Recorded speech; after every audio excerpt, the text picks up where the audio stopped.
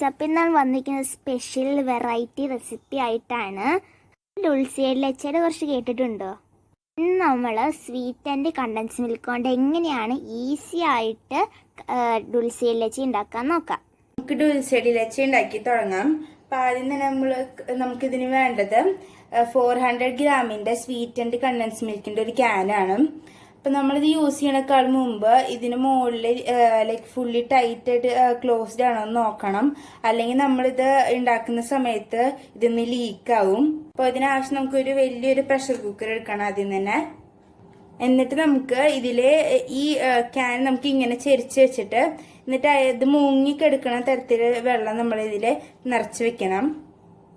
ഇത് ശരിക്കും അങ്ങനെ മുങ്ങിയിട്ടില്ല. അപ്പോൾ അത് മുകളിൽ വരെ ഫുള്ളായിട്ട് മുങ്ങണം. ഇത് നമുക്ക് വെള്ളം ഒഴിക്കണം.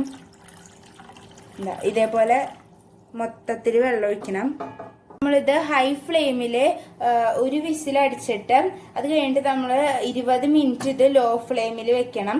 അത് കഴിഞ്ഞിട്ട് നമുക്കിത് ഇതിന്റെ ഗ്യാസ് ഓഫ് ചെയ്യാം. ഫസ്റ്റ് വിസിൽ വന്നു. ഇനി നമുക്കിത് 20 മിനിറ്റിന് ഒരു ലോ ഫ്ലെയിമിൽ വെച്ച് കഴിഞ്ഞിട്ട് നമുക്കിത് സ്റ്റൗ ഓഫ് ചെയ്യാം.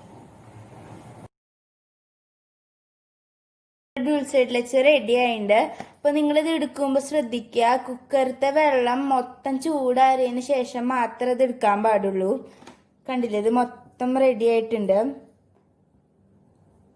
അപ്പൊ നമ്മുടെ ഡുൾസെ ലെച്ച റെഡി ആയിട്ടുണ്ട്. കണ്ടില്ലേ, ഇത് നല്ല ടേസ്റ്റ് ആണ്. നമുക്ക് ബ്രെഡിന്റെ കൂടെ തിന്നാം. പിന്നെ കേക്കിന്, പല കേക്കിന് ഇത് ബേസായി യൂസ് ചെയ്യാം, പുഡിങ്ങിന് യൂസ് ചെയ്യാറുണ്ട്. അങ്ങനെ പലതരത്തിന് നമ്മൾ പല കേക്കിന്റെ ഡെസേർട്ട്സ് റെസിപ്പീനൊക്കെ ഇത് യൂസ് ചെയ്യാം. അപ്പോൾ എല്ലാവർക്കും ഇത് ഇഷ്ടമായെന്ന് പ്രതീക്ഷിക്കുന്നു. നിങ്ങൾക്ക് ഈ വീഡിയോ ഇഷ്ടപ്പെട്ടെങ്കിൽ like, share and subscribe our channel.